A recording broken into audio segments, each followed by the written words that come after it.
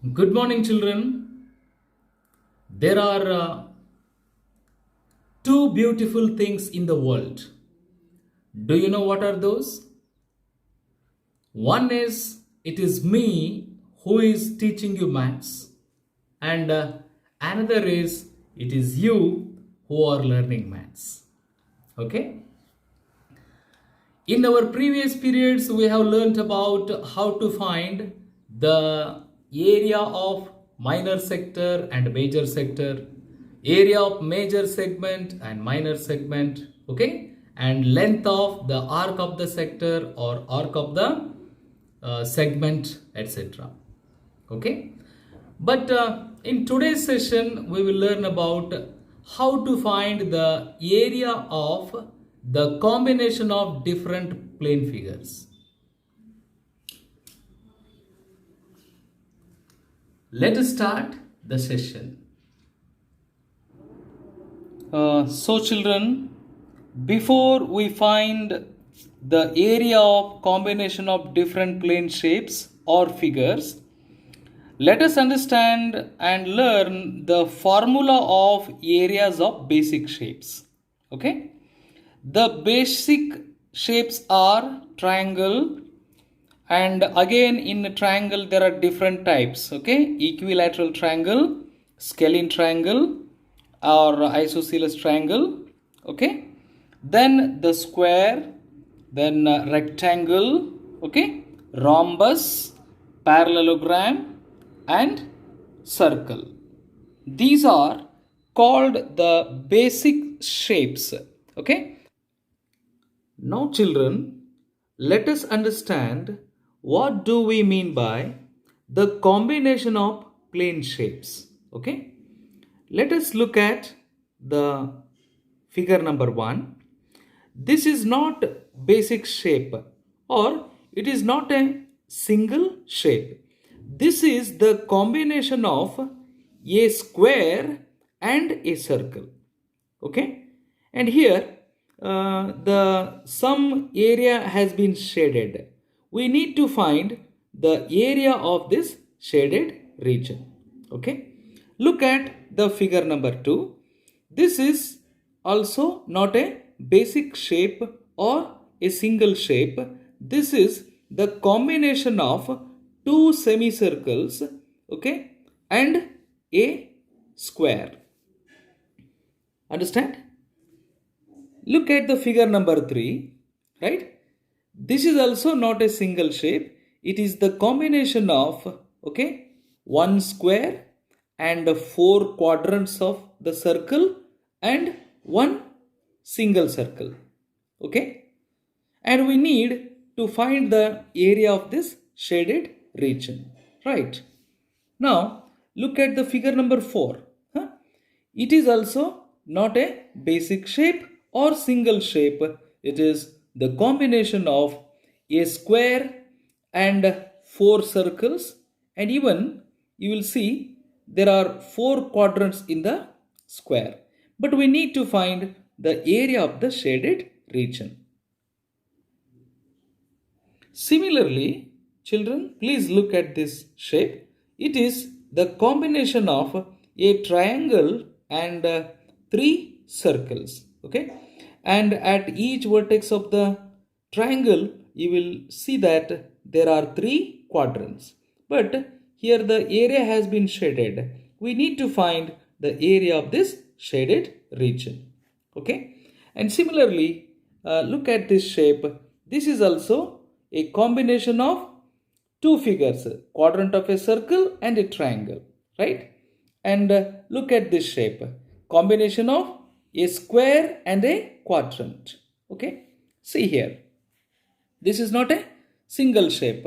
Here it is the combination of two sectors with same central angle, but we will be asked to find the area of this shaded region, right? Look at this.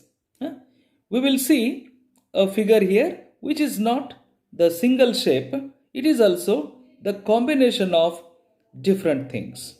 Okay, we see that here BAC is a quadrant of a circle, whereas this BCQ is semicircle of a circle, and we see this BC and this region is segment of a circle.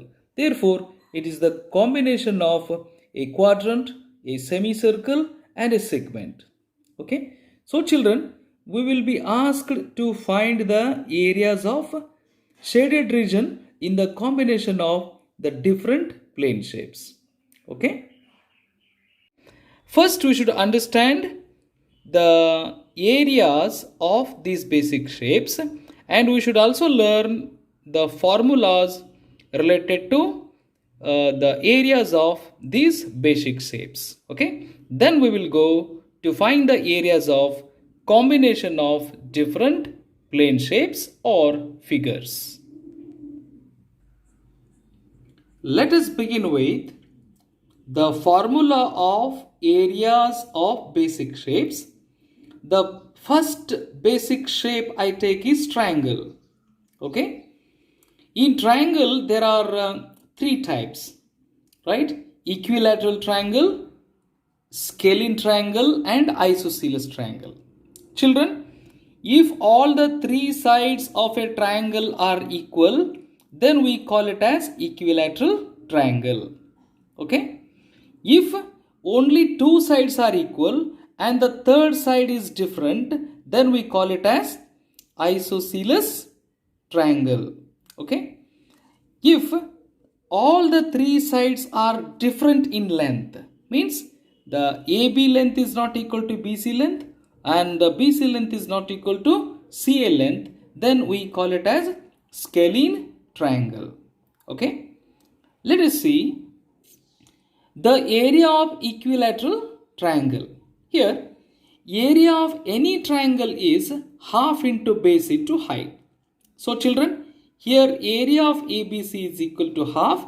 If I take BC as base, so BC is the base, and to the base from the opposite vertex, draw a perpendicular. Okay, this perpendicular AD drawn to the base BC becomes height of this equilateral triangle. Therefore, children, half into BC into AD. AD is height of this equilateral triangle. This is the formula to find out area of the equilateral triangle. But for equilateral triangle, there is one more formula. There is area of triangle ABC is equal to root 3 by 4 A square. Here, A is the length of side of the equilateral triangle. See here children, AB is equal to BC is equal to CA and is equal to A units. Therefore, all the three sides are equal to A units. That is why I have put A here. A square means it is side square. So, root 3 by 4 into A square is the formula which is used to find the area of an equilateral triangle. Okay, but half into base into height can be used for any type of triangle to find its area. Okay. Here D is the midpoint of BC. That is why BD is equal to DC. Therefore, the length of BD will be half of A. That's why it is A by 2 and even DC is also A by 2. But the length BC is A. Okay.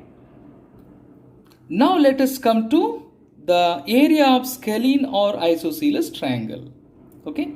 Here ABC is an isosceles triangle because here the length AB and length AC are equal, but the third length BC is different. Okay. So I have written the side AB is equal to AC, means in this triangle two sides are equal in length, whereas the BC is not equal to AB and AC. That is why a triangle in which two sides are equal is called an isosceles triangle.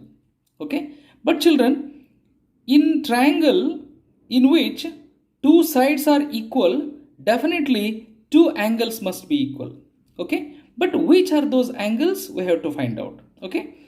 The angles opposite to equal sides are equal. Okay. Here AB is equal to AC. What is the angle opposite to AB? Angle C. So angle C I have written.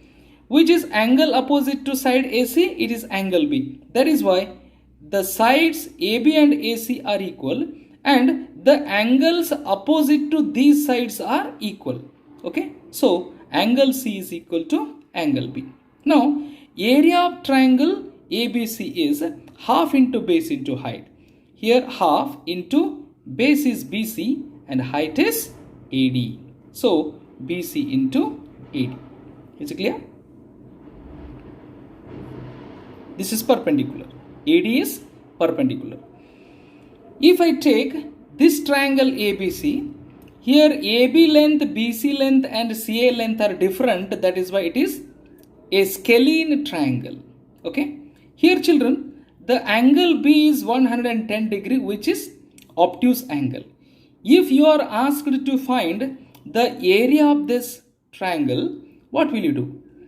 Accordingly, we should write area of triangle ABC is equal to half into base into height. See here children, if I take BC as base, then I should take its height. Okay, AB will not be height.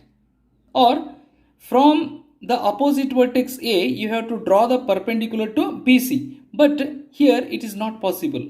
That is why if you take BC as base, then from where will you take the height?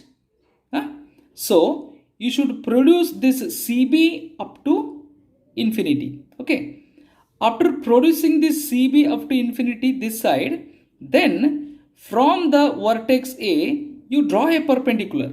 Okay. This perpendicular intersects CB produced at D. Then this AD becomes the height of the triangle. Okay. So children, area of an obtuse angle triangle, which is scalene also, is equal to half into base into height.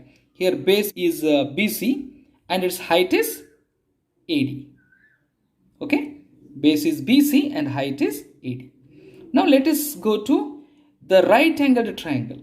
Here also the right angle triangle ABC, in which the length AB is not equal to BC and is not equal to AC. Therefore, it is right angled triangle also and a scalene triangle also.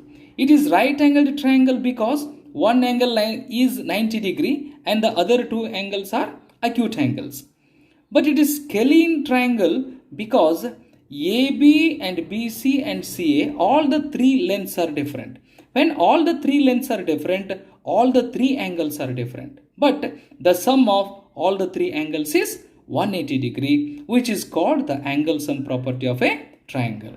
Here also all the three sides are different, therefore all the three angles are different, but the sum of three angles is 180 degree, right? Here two sides are same and one side is different. That is why two angles will be same and one angle will be different. But in an equilateral triangle, see here, all the three sides are equal, then all the three interior angles must be equal. Look at me children. Here all the three sides are equal, therefore all the three interior angles must be equal, right? But you see that the sum of these three angles must be equal to 180 degree. Okay, but that is possible when each angle is 60 degree. Therefore 60 plus 60 and plus 60 becomes 180. Here this perpendicular divides this angle BAC into two equal angles. That is why this angle is 30 and this angle is 30. Okay, so you understood the angle sum property of a triangle also here, right? What is angle sum property of a triangle? It is the sum of interior angles of a triangle is always 180 degree. This is called the angle sum property of a triangle. And so children, you learned how to find the area of all type of triangles. Okay, in right angle triangle here the base is BC, therefore I write half into B. B means base, it is BC, and its height, okay, to the base from the opposite vertex. If you draw a perpendicular, this AB is side also and this AB is height also, or perpendicular drawn to the base BC also, right? So it is half into BC into AB is the formula to find out the area of right angled triangle. Now let us come to the quadrilateral square. Okay, quadrilateral is a polygon which has 4 sides.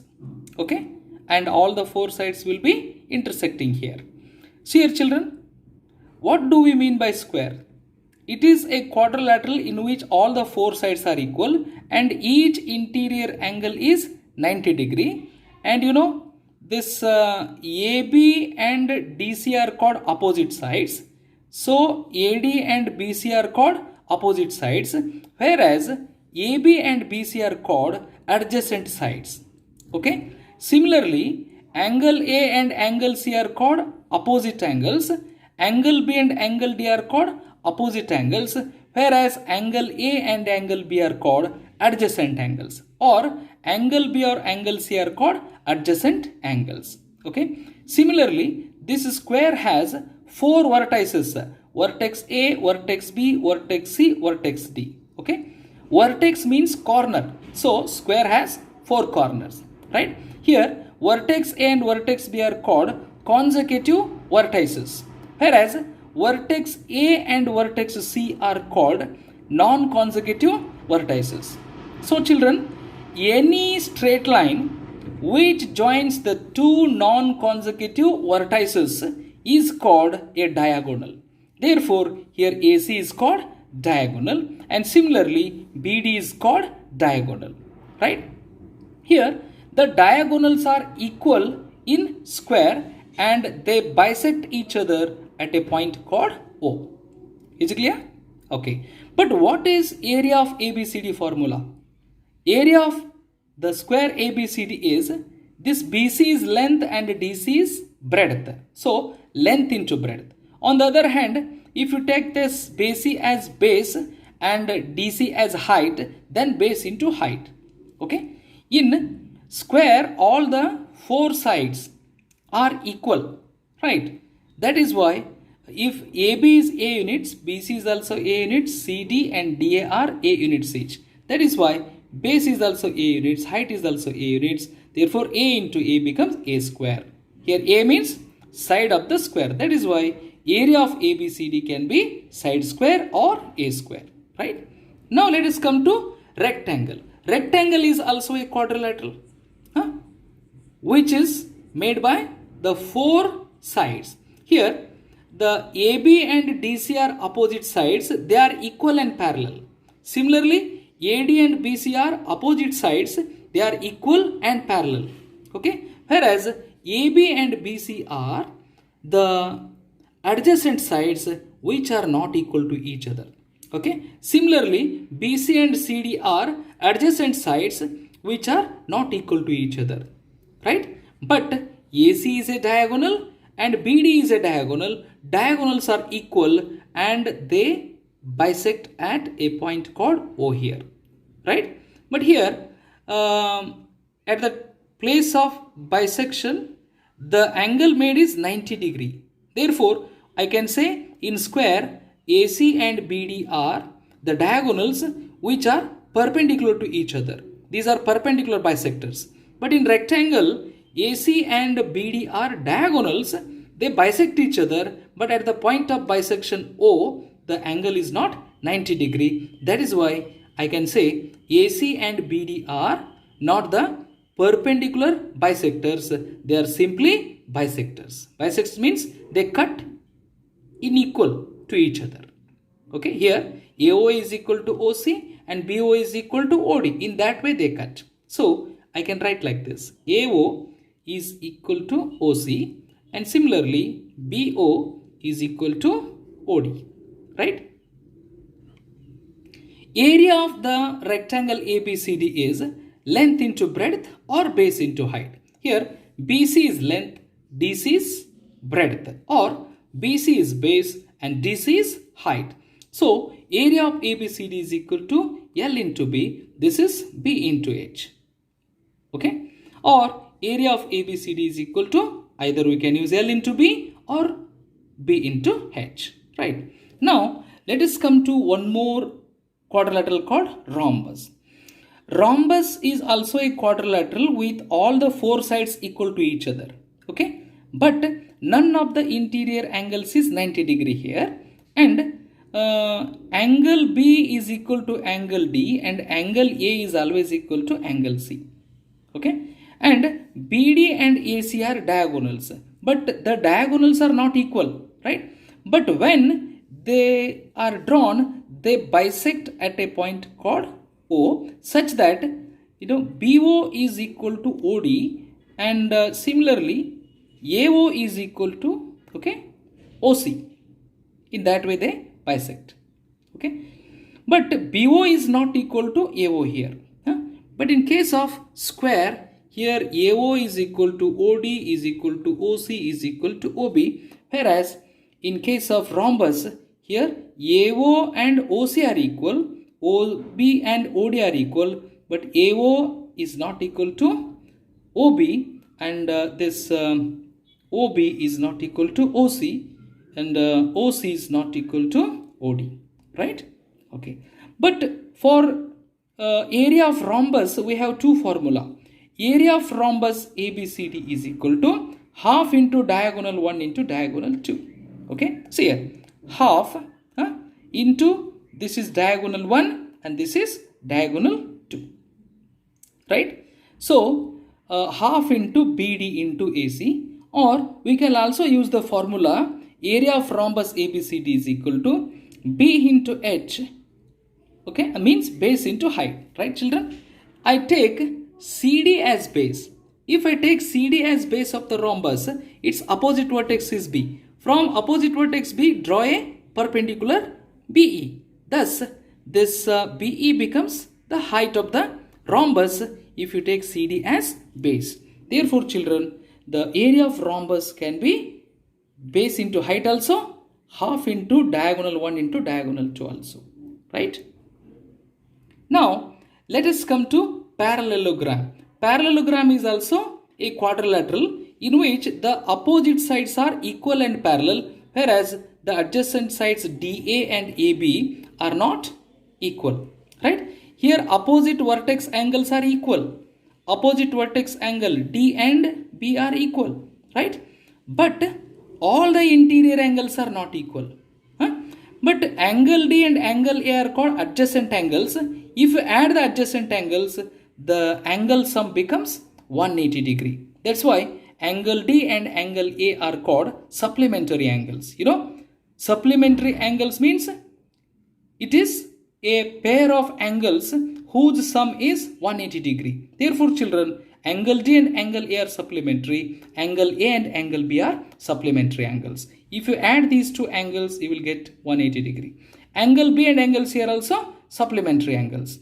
If you add, the angle sum becomes 180 degree, right? So, angle B and angle C are called adjacent angles, whereas angle B and angle D are called opposite angles or opposite vertex angles. What is the formula for area of parallelogram ABCD? That is base into height. Length into breadth cannot be taken, right? We use the formula base into height. Here, this is not breadth. If AB is base, the breadth will be perpendicular to base. But here, the BC cannot be called breadth because this is BC is not perpendicular to AB. So, children, AB is base into height. Which is height? To the base AB from the opposite vertex D, you draw a perpendicular. This DE perpendicular, okay, becomes height of the parallelogram. Therefore, base into height. Base is AB, height is DE. Therefore, children, this is the formula to find out the area of parallelogram. Here also, diagonals are there. Diagonal BD and diagonal AC are there.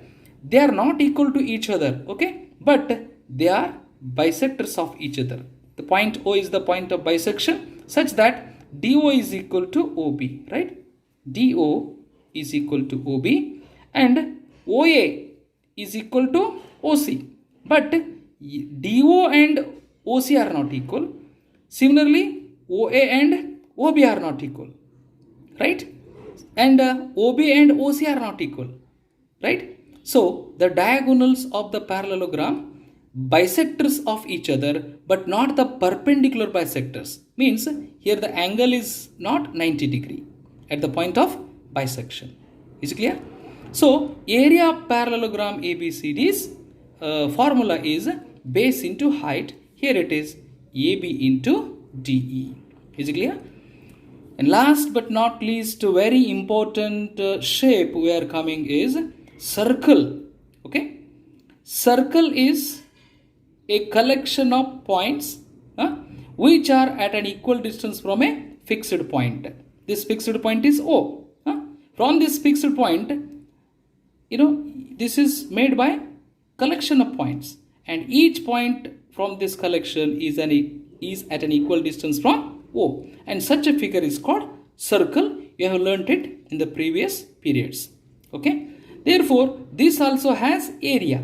The area of the circle formula is phi r square, where phi is 22 by 7. Okay, and you know that one full round length of this circle is called circumference. Okay, I have shown the circumference by the letter C.